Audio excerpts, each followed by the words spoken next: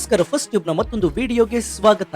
ರಾತ್ರಿ ನೀವು ನಿಮ್ಮ ಮನೆಯಲ್ಲಿ ಶಾಂತಿಯಾಗಿ ಮಲಗಿದ್ದಾಗ ಇಡೀ ಜಗತ್ತೇ ಬದಲಾಗಿ ಹೋಗಿದೆ ಅಥವಾ ಶಾಶ್ವತವಾಗಿ ಬದಲಾಗುವ ಹಂತಕ್ಕೆ ತಲುಪಿದೆ ಅಂದ್ರೆ ನೀವು ನಂಬ್ತೀರಾ? ಹೌದು, ಜಾಗತಿಕ ವಾತಾವರಣವನ್ನ ನೀವು ಸ್ವಲ್ಪ ಸೂಕ್ಷ್ಮವಾಗಿ ಗಮನಿಸಿ ನೋಡಿ. ಅಲ್ಲಿ ಒಂದು ರೀತಿಯ ಕೋಲ್ಡ್ ಶಿಫ್ಟ್ ಆಗ್ತಾ ಇರೋದು ಸ್ಪಷ್ಟವಾಗಿ ಗೊತ್ತಾಗ್ತಾ ಇದೆ. ಮುಚ್ಚಿದ ಬಾಗಿಲುಗಳ ಹಿಂದೆ ಜಗತ್ತಿನ ಅತ್ಯಂತ ಪ್ರಭಾವಶಾಲಿ ನಾಯಕರು ಒಗ್ಗೂಡಿ ಒಂದು ಬಹುದೊಡ್ಡ ಘಟನೆಗಾಗಿ ತಮ್ಮನ್ನ ತಾವು ಸಿದ್ಧಪಡಿಸಿಕೊಳ್ತಾ ಇದ್ದಾರೆ. ಅವರು ಜಗತ್ತಿನ ಸಾಮಾನ್ಯರಿಗೆ ಹೇಳದ ಮುಚ್ಚಿಟ್ಟಿರುವಂತಹ ಆ ಭೀಕರ ಸತ್ಯವಾದ್ರೂ ಏನು? ಆ ಮುಂಬರುವ ಮಹಾ ಬಿರುಗಾಳಿಯ ಮುನ್ಸೂಚನೆಗಳು ಜಗತ್ತಿನ ಮೂಲೆ ಮೂಲೆಯಲ್ಲೂ ಕೂಡ ಈಗ ಎದ್ದು ಕಾಣಿಸ್ತಾ ಇದೆ.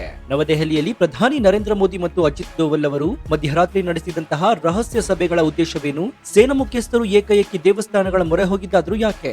ಇತ ಅಮೆರಿಕ, ಬ್ರಿಟನ್ ಮತ್ತು ಆಸ್ಟ್ರೇಲಿಯಾ ಪ್ರಧಾನಿಗಳು ಏಕಾಏಕಿ ಲೈವ್ ಟಿವಿಯಲ್ಲಿ ಬಂದು ತಮ್ಮ ದೇಶದ ಜನತೆಗೆ ಕತ್ತಲೆಯ ದಿನಗಳು ಶುರುವಾಗಲಿವೆ, ಸಿದ್ಧರಾಗಿ ಅಂತ ವಾರ್ನಿಂಗ್ ಕೊಟ್ಟಿದ್ದಾದ್ರೂ ಯಾಕೆ? ಇದೆಲ್ಲದರ ನಡುವೆ ಪಾಕಿಸ್ತಾನಕ್ಕೆ ಚೀನಾ ಕೊಟ್ಟ ಭೀಕರ ಎಚ್ಚರಿಕೆ ಆದ್ರೂ ಎಂಥದ್ದು? ಬನ್ನಿ ಇವತ್ತಿನ ಈ ಡೀಟೇಲ್ಡ್ ವಿಡಿಯೋದಲ್ಲಿ ಜಗತ್ತಿನ ಯಾವುದೇ ಟಿವಿ ಚಾನೆಲ್ಗಳು ನಿಮಗೆ ವಿವರಿಸಿದಂತಹ ಮೂರನೇ ಮಹಾಯುದ್ಧದ ಹೊಸ್ತಿಲಲ್ಲಿರುವಂತಹ ಜಗತ್ತಿನ ಈ ಐಸ್ಟೆಕ್ಸ್ ಗೇಮ್ ನ ಪ್ರತಿಯೊಂದು ಎಳೆಯನ್ನ ಎಳೆಯಾಗಿ ಬಿಚ್ಚಿಡೋಣ. ಈ ಮಾಹಿತಿಯನ್ನ ಪ್ರತಿಯೊಬ್ಬ ಭಾರತೀಯನು ಕೂಡ ತಿಳಿದುಕೊಳ್ಳಲೇಬೇಕು. ಹೀಗಾಗಿ ವಿಡಿಯೋವನ್ನ ಎಲ್ಲೂ ಸ್ಕಿಪ್ ಮಾಡದೆ ಕೊನೆವರೆಗೂ ನೋಡಿ. ಬನ್ನಿ ವಿಡಿಯೋವನ್ನ ಶುರು ಮಾಡೋಣ. ಆದ್ರೆ ಅದಕ್ಕೂ ಮುನ್ನ ದೇಶದ ಭದ್ರತೆಗಾಗಿ ಪ್ರಧಾನಿ ನರೇಂದ್ರ ಮೋದಿ ಅವರು ಹಗಲಿರುಳು ಶ್ರಮಿಸ್ತಾ ಇದ್ದಾರೆ ಅಂತ ನಿಮ್ಗನ್ಸಿದ್ರೆ ಜೈ ಭಾರತ್ ಅಂತ ಕಮೆಂಟ್ ಮಾಡಿ ಹಾಗೂ ವಿಡಿಯೋಗೆ ಲೈಕ್ ಕೊಡಿ.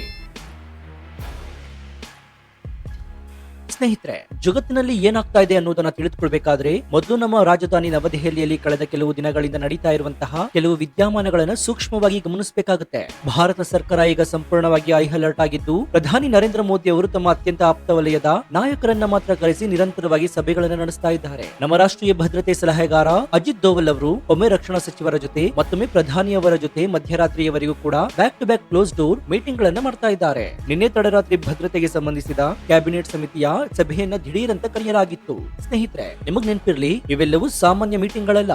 ಇವು ಪೆಟ್ರೋಲ್, ಗ್ಯಾಸ್ ಅಥವಾ ಸ್ಥಳೀಯ ರಾಜಕಾರಣದ ಬಗ್ಗೆ ಚರ್ಚಿಸಲು ಕರೆದ ಸಭೆಯಲ್ಲ. ಇವು ಸಂಪೂರ್ಣವಾಗಿ ಮಿಲಿಟರಿ ಕಾರ್ಯಾಚರಣೆಗೆ ಸಂಬಂಧಿಸಿದ ವಾರ್ ರೂಮ್ ಸ್ಟ್ರಾಟಜಿ ಮೀಟಿಂಗ್ ಆಗಿದೆ. ಇದಕ್ಕಿಂತ ಆಘಾತಕಾರಿ ವಿಚಾರ ಏನಂದ್ರೆ, ನಮ್ಮ ಭಾರತೀಯ ಸೇನೆಯ ಟಾಪ್ ಕಮಾಂಡರ್ ಗಳು ಮಾಡ್ತಾ ಇರುವ ಕೆಲಸ. ಸೇನಾ ಮುಖ್ಯಸ್ಥರು ಇತ್ತೀಚೆಗಷ್ಟೇ ಪುರಿ ಜಗನ್ನಾಥ ಮಂದಿರ, ಉಜ್ಜಯಿನಿ ಮಹಾಕಾಲ್ ಮಂದಿರ ಮತ್ತು ಪಾಟ್ನಾ ಸಾಹಿಬ್ ಗಳಿಗೆ ಭೇಟಿ ನೀಡಿದ್ದಾರೆ. ಅಲ್ಲಿಗೆ ಹೋಗಿ ಅವರು ಪ್ರಾರ್ಥಿಸ್ತಾ ಇರೋದು ಒಂದೇ, ನಮ್ಮ ಸೈನಿಕರನ್ನ ರಕ್ಷಿಸು ತಾಯಿ ಅಂತ. ಇದು ಕೇವಲ ಕಾಕತಾಳೀಯವಲ್ಲ. ಒಂದು ಕಡೆ ಆಧ್ಯಾತ್ಮಿಕ ಸಿದ್ಧತೆ, ಮತ್ತೊಂದು ಕಡೆ ಮಿಲಿಟರಿ ಸಿದ್ಧತೆ ಮತ್ತು ಇನ್ನೊಂದು ಕಡೆ ರಾಜಕೀಯ ಸಿದ್ಧತೆ. ಈ ಮೂರು ಒಟ್ಟಿಗೆ ನಡೀತಾ ಇದೆ ಅಂತಂದ್ರೆ ಗಡಿಯಲ್ಲಿ ಊಹಿಸಲು ಸಾಧ್ಯವಾಗದಂತಹ ಬಹುದೊಡ್ಡ ಮಿಲಿಟರಿ ಆಪರೇಷನ್ ನಡೆಯಲಿದೆ ಎಂದೇ ಅರ್ಥ. ಹಿಂದೆ ಆಪರೇಷನ್ ಸಿಂಧೂರ್ ಸಮಯದಲ್ಲೂ ಕೂಡ ಇದೇ ರೀತಿಯ ಪ್ಯಾಟರ್ನ್ ಕಂಡು ಬಂದಿತ್ತು. ಕಗ್ಗತ್ತಲಲ್ಲಿ ಏನೋ ಒಂದು ಬೃಹತ್ ಕಾರ್ಯಾಚರಣೆ ಸಿದ್ಧವಾಗ್ತಾ ಇತ್ತು. ಭಾರತದ ಈ ಭಾರಿ ಸಿದ್ಧತೆಗಳ ಆಟದ ಗುಟ್ಟು ನಮ್ಗಿಂತ ಹೆಚ್ಚಾಗಿ ಚೀನಾಗೆ ಚೆನ್ನಾಗಿ ಅರ್ಥವಾಗಿದೆ. ಇದಕ್ಕೆ ತಾಜಾ ಉದಾಹರಣೆ ಏನಂದ್ರೆ, ಇತ್ತೀಚೆಗೆ ನಡೆದ ಒಂದು ಘಟನೆ. ಪಾಕಿಸ್ತಾನದ ವಿದೇಶಾಂಗ ಸಚಿವ ಇಶಾಕ್ ದಾರ್ ಇತ್ತೀಚೆಗಷ್ಟೇ ಭಿಕ್ಷೆಯ ಬಟ್ಟಲನ್ನ ಹಿಡಿದುಕೊಂಡು ಚೀನಾಗೆ ಹೋಗಿದ್ದ. ಅಲ್ಲಿ ಚೀನಾದ ನಾಯಕರು ಆತನಿಗೆ ಸರಿಯಾಗಿ ಬೆವರಿಳಿಸಿದ್ದಾರೆ. ಮೂರ್ಖರೇ, ನೀವು ಪಾಕಿಸ್ತಾನದಲ್ಲಿ ಏನ್ ಮಾಡ್ತಾ ಇದ್ದೀರಾ ಎನ್ನುವುದರ ಅರಿವು ನಿಮಗಿಲ್ವಾ? ನಿಮ್ಮ ವಿರುದ್ಧ ಎಂತಹ ಬಹುದೊಡ್ಡ ಆಪರೇಷನ್ ನಡೀತಾ ಇದೆ ಅನ್ನೋದು ನಿಮ್ಗೆ ಗೊತ್ತಿಲ್ವಾ? ನಿಮ್ಮ ಸರ್ವನಾಶದ ದಿನ ಹತ್ತಿರ ಬಂದಿದೆ, ಆದ್ರೆ ನೀವು ಮಾತ್ರ ಗಾಢ ನಿದ್ರೆಯಲ್ಲಿದ್ದೀರಿ ಅಂತ ಚೀನಾ ಪಾಕಿಸ್ತಾನಕ್ಕೆ ನೇರ ವಾರ್ನಿಂಗ್ ಅನ್ನು ಕೊಟ್ಟಿದೆ. ಚೀನಾದ ಬಹಳ ಪದಗಳು ಅಕ್ಷರಶಃ ಭಯ ಹುಟ್ಟಿಸುವಂತಿದೆ. ನಿಮ್ಮ ವಿರುದ್ಧ ಏನೋ ದೊಡ್ಡದು ನಡೆಯಲಿದೆ, ನೀವು ಮಲಗಿದ್ದೀರಿ ಎನ್ನುವ ಮಾತು ಪಾಕಿಸ್ತಾನ ನಾಯಕರ ಬೆನ್ನೆಲುಬಿನಲ್ಲಿ ನಡಕವನ್ನು ಹುಟ್ಟಿಸಿದೆ.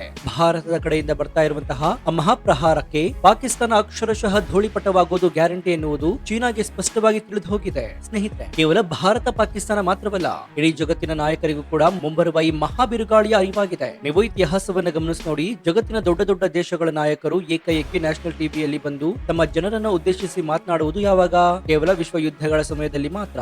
ಆದ್ರೆ ನಿನ್ನೆ ರಾತ್ರಿ ಅಮೆರಿಕದ ಅಧ್ಯಕ್ಷ, ಬ್ರಿಟನ್ ಪ್ರಧಾನಿ, ಆಸ್ಟ್ರೇಲಿಯಾದ ಪ್ರಧಾನಿ ಎಲ್ಲರೂ ಲೈವ್ ಟಿವಿಯಲ್ಲಿ ಬಂದು ತಮ್ಮ ದೇಶದ ಜನತೆಗೆ ಒಂದು ಭೀಕರ ವಾರ್ನಿಂಗ್ ಅನ್ನು ಕೊಟ್ಟಿದ್ದಾರೆ. ಅವ್ರು ಹೇಳಿದ್ದೇನು ಗೊತ್ತಾ? ಮುಂದಿನ ದಿನಗಳು ಅತ್ಯಂತ ಕರಾಳವಾಗಿರಲಿವೆ. ಜಾಗತಿಕ ಸಪ್ಲೈ ಚೈನ್ ಸಂಪೂರ್ಣವಾಗಿ ತುಂಡಾಗುತ್ತೆ. ಸೂಪರ್ ಮಾರ್ಕೆಟ್ ನಲ್ಲಿ ದಿನಸಿ ವಸ್ತುಗಳು, ತಿನ್ನುವ ಆಹಾರಗಳು ಖಾಲಿಯಾಗುತ್ತವೆ. ಬೆಲೆ ಬಾಳುವ ವಸ್ತುಗಳ ರೇಟ್ ಆಕಾಶಕ್ಕೆ ಮುಟ್ಟುತ್ತೆ. ಈ ಆರ್ಥಿಕ ವಿನಾಶದಿಂದ ಸರ್ಕಾರ ನಿಮ್ಮನ್ನ ರಕ್ಷಿಸಲು ಸಾಧ್ಯವಿಲ್ಲ, ನೀವೇ ಮಾನಸಿಕವಾಗಿ ಸಿದ್ಧರಾಗಿ ಅಂತ ನೇರವಾಗಿ ಹೇಳಿದೆ. ಇದು ಕೇವಲ ಇರಾನ್ ಇಸ್ರೇಲ್ ಯುದ್ಧದ ಎಫೆಕ್ಟ್ ಖಂಡಿತ ಅಲ್ಲ.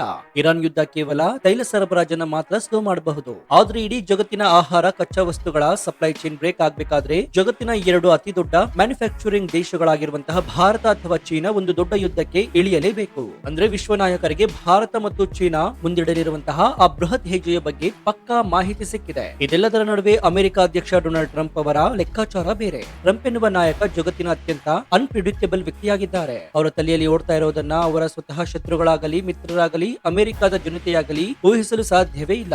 ಒಂದ್ ಕಡೆ ಟ್ರಂಪ್ ಸ್ಟೇಜ್ ಮೇಲೆ ಬಂದು, ನಾನು ಮುಂದಿನ 2 ವಾರಗಳಲ್ಲಿ ಯುದ್ಧ ನಿಲ್ಲಿಸ್ತೀನಿ, ನನಗೆ ಶಾಂತಿ ಬೇಕು ಅಂತ ಭಾಷಣ ಮಾಡ್ತಾರೆ. ಅವರ ಮಾತು ಹೇಳಿದ ಮರುಕ್ಷಣವೇ ಅಮೆರಿಕ ಯುದ್ಧ ವಿಮಾನಗಳು ಇರಾನ್ ಮೇಲೆ ಬರೋಬ್ಬರಿ 300ರಿಂದ 400 ಬೃಹತ್ ಬಾಂಬ್ಗಳನ್ನ ಸುರಿದು ಇರಾನ್ ಅನ್ನ ಅಕ್ಷರಶಃ ಭಸ್ಮ ಮಾಡಿರುತ್ತೆ. ನಿರಂತರ ಸುಳ್ಳು ಹೇಳುವ, ಮೋಸ ಮಾಡುವ ಶತ್ರುಗಳ ಜೊತೆ ಶಾಂತಿ ಬೇಕಾದ್ರೆ ಮೊದಲು ಅವರ ಸೊಕ್ಕಡಗಿಸಬೇಕು ಎನ್ನುವುದು ಟ್ರಂಪ್ ಫಾರ್ಮುಲಾವಾಗಿದೆ. ಇದೇ ಟ್ರಂಪ್ ಇತ್ತೀಚೆಗೆ ಪ್ರಧಾನಿ ನರೇಂದ್ರ ಮೋದಿ ಅವರಿಗೆ ಫೋನ್ ಮಾಡಿ ಮಾತನಾಡ್ತಾರೆ. ಆ ಫೋನ್ ಕರೆಯ ನಂತರ ಟ್ರಂಪ್ ಹೇಳಿದ ಮಾತು ಇಡೀ ಜಗತ್ತಿನ ನಿದ್ದೆಗೆಡಿಸಿದೆ. ಜಗತ್ತಿನಲ್ಲಿ ಭಯೋತ್ಪಾದನೆ ಮತ್ತು ಉಗ್ರವಾದವನ್ನ ಬೇರು ಸಹಿತ ಕಿತ್ತು ಹಾಕುವ ತಾಕತ್ತು ಇರುವುದು ಕೇವಲ ಇಬ್ಬರಿಗೆ ಮಾತ್ರ, ಒಂದು ನಾನು, ಮತ್ತೊಂದು ಭಾರತ ಪ್ರಧಾನಿ ನರೇಂದ್ರ ಮೋದಿ ಅಂತ ಟ್ರಂಪ್ ಘೋಷಣೆ ಮಾಡಿದ್ದಾರೆ. ಅಂದ್ರೆ ಅಮೆರಿಕ ಇರಾನ್ನ ಭಯೋತ್ಪಾದಕ ನೆಲೆಗಳನ್ನ ಸರ್ವನಾಶ ಮಾಡ್ತಾ ಇದ್ದಾರೆ. ಇತ್ತ ಭಾರತ ಪಾಕಿಸ್ತಾನದ ಉಗ್ರರ ಫ್ಯಾಕ್ಟರಿಗಳನ್ನ ಮಣ್ಣು ಪಾಲು ಮಾಡಲು ಪಕ್ಕಾ ಮಾಸ್ಟರ್ ಪ್ಲಾನ್ ರೆಡಿ ಮಾಡ್ಕೊಂಡಿದೆ ಎನ್ನುವುದು ಇದರಿಂದ ಜಗತ್ತಿನ ಮುಂದೆ ಬಟಾ ಬಯಲಾಗಿದೆ. ಇಷ್ಟೆಲ್ಲ ನಡೀತಾ ಇರಬೇಕಾದ್ರೆ ಡ್ರ್ಯಾಗನ್ ರಾಷ್ಟ್ರ ಚೀನಾ ಸುಮ್ಮನೆ ಕೂರುತ್ತಾ? ಖಂಡಿತ ಇಲ್ಲ.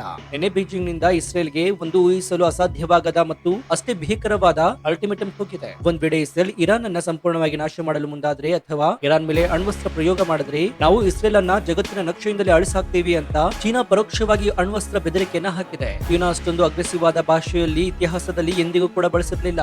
ಇದು ಕೇವಲ ಡಿಪ್ಲೊಮ್ಯಾಟಿಕ್ ವಾರ್ನಿಂಗ್ ಆಗಿರಲಿಲ್ಲ, ಇದು ಇಸ್ರೇಲ್ ನ ಅಸ್ತಿತ್ವವನ್ನೇ ಮುಗಿಸುವಂತಹ ಗ್ಯಾರಂಟಿ. ಇನ್ನೊಂದೆಡೆ ಪಾಕಿಸ್ತಾನ ಕೂಡ ಭಾರತ ನಮ್ಮ ಮೇಲೆ ಯುದ್ಧಕ್ಕೆ ಬಂದ್ರೆ ನಾವು ಅಣುಬಾಂಬ್ ಬಳಸ್ತೀವಿ ಅಂತ ಬೊಬ್ಬೆ ಹೊಡಿತಾ ಇದೆ. ಈ ಇರಾನ್ ಮತ್ತು ಪಾಕಿಸ್ತಾನಗಳೆರಡು ಜಗತ್ತಿನ ಪಾಲಿನ ಟೈಮ್ ಬಾಂಬ್ಗಳಿದ್ದಂತೆ. ಅಮೆರಿಕ ಒಂದ್ ವೇಳೆ ಇರಾನ್ ಯುದ್ಧದಲ್ಲಿ ಸೋತ್ರೆ ಇಡೀ ಜಗತ್ತು ಬದಲಾಗುತ್ತೆ. ಇನ್ನು ಈ ಯುದ್ಧ ಕೇವಲ ಗಡಿಗೆ ಮಾತ್ರ ಸೀಮಿತವಾಗಿಲ್ಲ. ಇತ್ತೀಚೆಗೆ ಪ್ರಧಾನಿ ನರೇಂದ್ರ ಮೋದಿ ಅವರು ಸಂಸತ್ನಲ್ಲಿ ಮಾತನಾಡುತ್ತಾ ಮುಂದಿನ ದಿನಗಳಲ್ಲಿ ನಾವು ಕೆಲವು ಕಠಿಣ ನಿರ್ಧಾರಗಳನ್ನ ತೆಗೆದುಕೊಳ್ಬೇಕಾಗುತ್ತೆ, ಕೆಲವು ನಿರ್ಬಂಧಗಳನ್ನ ಹೇರಬೇಕಾಗುತ್ತೆ, ದೇಶಕ್ಕಾಗಿ ತ್ಯಾಗ ಮಾಡಲು ಸಿದ್ಧರಾಗಿ ಅಂತ ಹೇಳಿದ್ರು. ಇದರ ಅರ್ಥ ಏನ್ ಗೊತ್ತಾ? ಕೋವಿಡ್ ಸಮಯದಲ್ಲಿ ಜನರನ್ನ ರಕ್ಷಿಸಲು ಲಾಕ್ ಡೌನ್ ಮಾಡಲಾಯಿತು, ಆದರೆ ಈಗ ಅದರ ಬದಲಿಗೆ ರೆಸ್ಟ್ರಿಕ್ಷನ್ಸ್ ಗಳನ್ನ ದೇಶದೊಳಗಿರುವಂತಹ ಈ ಸ್ಲೀಪರ್ ಸೆಲ್ ಗಳ ಮೇಲೆ, ಅಕ್ರಮ ನುಸುಳುಕೋರರ ಮೇಲೆ ಬೀಳಲಿರುವಂತಹ ಬ್ರಹ್ಮಾಸ್ತ್ರವಾಗಿದೆ. ದೇಶದ ಒಳಗೆ ಕುಳಿತು ಗಂಧ ಬೀರುವ ಶತ್ರು ರಾಷ್ಟ್ರಗಳಿಗೆ ಜೈ ಎನ್ನುವಂತಹ ಈ ದೇಶದ್ರೋಹಿ ಶಕ್ತಿಗಳನ್ನ ಶಾಶ್ವತವಾಗಿ ಮಟ್ಟ ಹಾಕಲು ಭಾರತ ಸರ್ಕಾರ ಈಗ ಫುಲ್ ಆಕ್ಷನ್ ಪ್ಲಾನ್ ಅನ್ನ ರೆಡಿ ಮಾಡಿದೆ. ವಿದೇಶಾಂಗ ಸಚಿವ ಎಸ್ ಜಯಶಂಕರ್ ಅವರು G7 ಮೀಟಿಂಗ್ ಗಳಿಂದ ಹಿಡಿದು ಜಗತ್ತಿನಾದ್ಯಂತ ಓಡಾಡಿ ಭಾರತ ತೆಗೆದುಕೊಳ್ತಾ ಇರುವಂತಹ ಈ ಬೃಹತ್ ಹೆಜ್ಜೆಗೆ ಜಾಗತಿಕ ಬೆಂಬಲವನ್ನ ಕಲೆ ಹಾಕ್ತಾ ಇದ್ದಾರೆ. ಒಟ್ಟಾರೆಯಾಗಿ ಹೇಳುವುದಾದ್ರೆ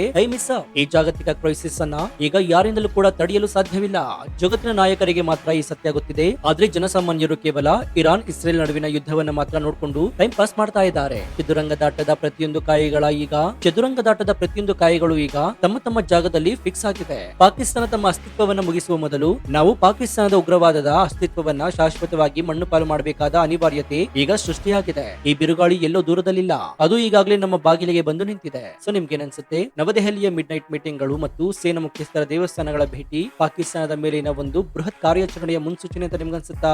ಭಾರತದೊಳಗಿರುವಂತಹ ದೇಶದ್ರೋಹಿ ಶಕ್ತಿಗಳನ್ನ ಮತ್ತು ಸ್ಲೀಪರ್ ಸೆಲ್ ಗಳನ್ನ ಮಟ್ಟ ಹಾಕಲು ಭಾರತ ಪ್ರಧಾನಿ ನರೇಂದ್ರ ಮೋದಿ ಅವರ ಸರ್ಕಾರ ಕಠಿಣ ನಿರ್ಬಂಧವನ್ನ ಹೇರುವುದು ಸರಿ ಅಂತ ನಿಮ್ಗನ್ಸುತ್ತಾ? ಜಗತ್ತಿನ ಆಹಾರ ಸಪ್ಲೈ ಚೈನ್ ಕಟ್ ಆಗಲಿದೆ ಎನ್ನುವಂತಹ ವಿಶ್ವ ನಾಯಕರ ಎಚ್ಚರಿಕೆಗೆ ನಾವು ಭಾರತೀಯರು ಹೇಗೆ ಸಿದ್ಧರಾಗಬೇಕು? ನಿಮ್ಮ ಅತ್ಯಂತ ನಿಖರವಾದ ಲಾಜಿಕಲ್ ಮತ್ತು ಪ್ರಾಮಾಣಿಕ ಅನಿಸಿಕೆಗಳನ್ನ ಕಮೆಂಟ್ ಬಾಕ್ಸ್ ನಲ್ಲಿ ತಪ್ಪದೆ ತಿಳಿಸಿ ಮುಕ್ತವಾಗಿ ಚರ್ಚಿಸೋಣ. ಜಾಗತಿಕ ರಾಜಕಾರಣದ ಈ ಆಂತರಿಕ ಮತ್ತು ಸ್ಫೋಟಕ ಡೆವಲಪ್ಮೆಂಟ್ ಅನ್ನ ಬಯಲು ಮಾಡುವ ಈ ರಿಪೋರ್ಟ್ ಪ್ರತಿಯೊಬ್ಬರಿಗೂ ತಲುಪುವಂತೆ ಹೆಮ್ಮೆಯಿಂದ ಈ ವಿಡಿಯೋವನ್ನ ನಿಮ್ಮ ವಾಟ್ಸ್ಆಪ್ ಫೇಸ್ಬುಕ್ ಗ್ರೂಪ್ ಗಳಲ್ಲಿ ಮರೆಯದೆ ಶೇರ್ ಮಾಡಿ. ಇದೇ ರೀತಿ ರಾಷ್ಟ್ರೀಯ ಭದ್ರತೆ, ಜಾಗತಿಕ ರಾಜಕಾರಣ ಮತ್ತು ಜಿಯೋ ಪೊಲಿಟಿಕ್ಸ್ ನ ನಿಷ್ಪಕ್ಷಪಾತ, ತ್ವರಿತ ಮತ್ತು ಅತ್ಯಂತ ಡೀಟೇಲ್ಡ್ ಆಗಿರುವಂತಹ ರಿಪೋರ್ಟ್ ಗಳಿಗಾಗಿ ನಮ್ಮ ಫಸ್ಟ್ ಯೂಟ್ಯೂಬ್ ಚಾನೆಲ್ ಅನ್ನು ಸಬ್ಸ್ಕ್ರೈಬ್ ಮಾಡಿಕೊಂಡು ಪಕ್ಕದಲ್ಲಿರುವಂತಹ ಬೆಲ್ ಐಕಾನ್ ಅನ್ನು ಪ್ರೆಸ್ ಮಾಡಿ. ಇದರಿಂದ ನಾವು ಹಾಕುವ ಹೊಸ ವಿಡಿಯೋಗಳ ನೋಟಿಫಿಕೇಶನ್ ಮತ್ತು ನಿಮಗೆ ಸಿಗುತ್ತೆ. ಮತ್ತೊಂದು ಅಚ್ಚರಿಯ ವಿಡಿಯೋದೊಂದಿಗೆ ನಿಮ್ಮನ್ನ ಭೇಟಿಯಾಗ್ತೀನಿ. ಅಲ್ಲಿಯವರೆಗೂ ಎಚ್ಚರದಿಂದ ಇರಿ, ದೇಶ ವಿದೇಶದ ಆಗು ಹೋಗುಗಳನ್ನ ಗಮನಿಸ್ತಾನೇ ಇರಿ. ಇದಾಗಿತ್ತು ಈ ಕ್ಷಣದ ವಿಶೇಷ. ನೋಡ್ತಾ ಇರಿ ಫಸ್ಟ್ ಟ್ಯೂಬ್ ಕನ್ನಡ. ಧನ್ಯವಾದ.